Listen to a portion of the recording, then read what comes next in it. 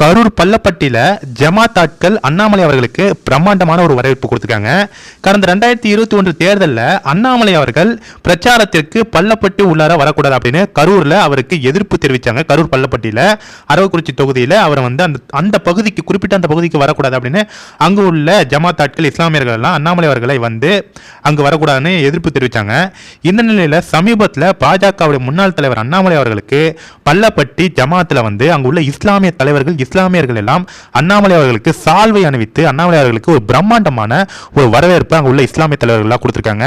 சிறிது நாட்களுக்கு முன்பு கூட பள்ளப்பட்டி ஜமாத்தில் நடந்த ஒரு நிகழ்ச்சியில செந்தில் பாலாஜி அவர்கள் அண்ணாமலை அவர்களை ஆடோட ஒப்பிட்டு எந்த ஆடு இங்க உள்ள விடக்கூடாது அப்படிங்கிற மாதிரி அண்ணாமலை அவர்களை இந்த பகுதியிலேயே விடக்கூடாது அப்படிங்கிற மாதிரி ஜமாத்தில் வந்து நம்ம செந்தில் பாலாஜி அமைச்சர் வந்து முன்னாள் அமைச்சர் வந்து பேசியிருப்பாரு.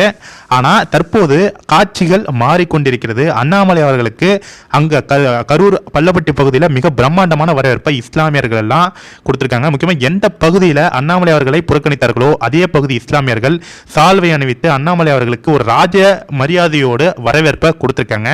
இதுதான் ஒரு தலைவருக்கான ஒரு அங்கீகாரம். அண்ணாமலை அவர்களை அனைத்து மதத்தவரும் தங்களுடைய தலைவர்களாக ஏற்றுக்கொள்ள ஆரம்பித்து விட்டார்கள். முக்கியமாக பாஜகவுடைய முன்னாள் தலைவர் அண்ணாமலை அவர்கள் வந்து தற்போது பாஜகவில் வந்து ஒரு முக்கிய பொறுப்புல இருக்காரு. ஆனால் தலைவராக இல்லை. இருந்தாலும் அண்ணாமலை அவர்கள் ஒரு மிகப்பெரிய ஒரு பொறுப்புல இருக்காரு.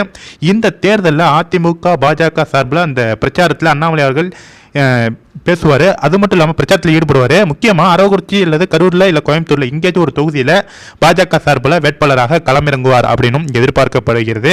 பொறுத்திருந்து பார்ப்போம்.